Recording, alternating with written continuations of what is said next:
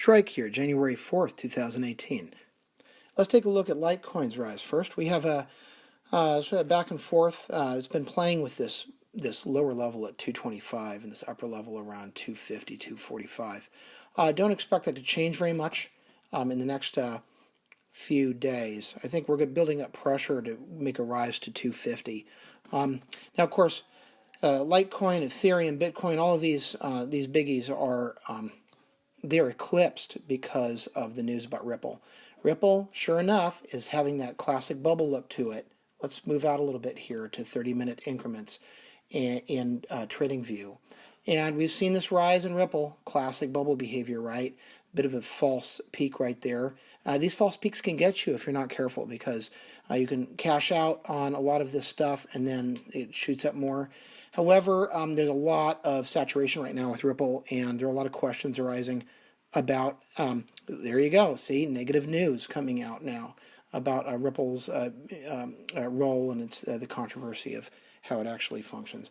So I expect that actually this is going to bounce. This is going to bounce down a little bit. We're going to go down to maybe 2, maybe only 2.5, but we're going to go down before this and have a longer term recorrection here.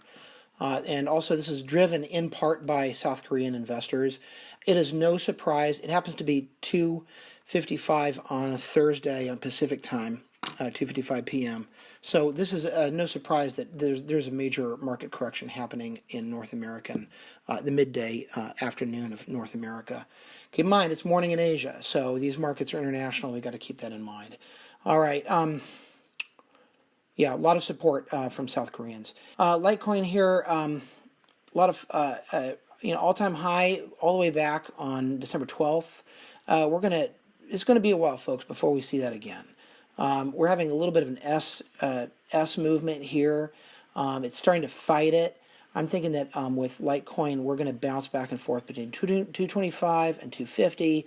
We're going to start seeing 250 sometime this week. It might bounce a little bit lower. It might spike down to 200 before that happens. Keep your eyes open for that, ladies and gentlemen.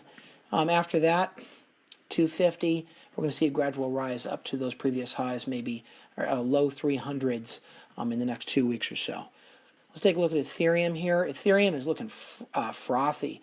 985 is a high with 950 right now. This is overvalued. I'm waiting for the drop.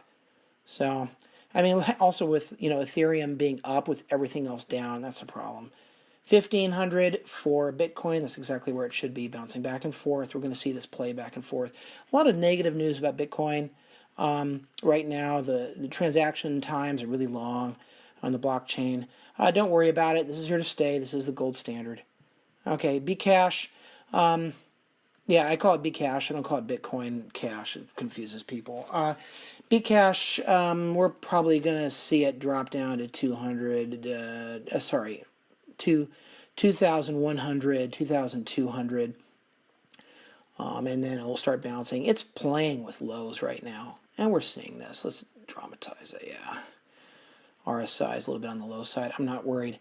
Okay. Anyways, that's the overall market view for today. Thank you. Shrike out. Goodbye.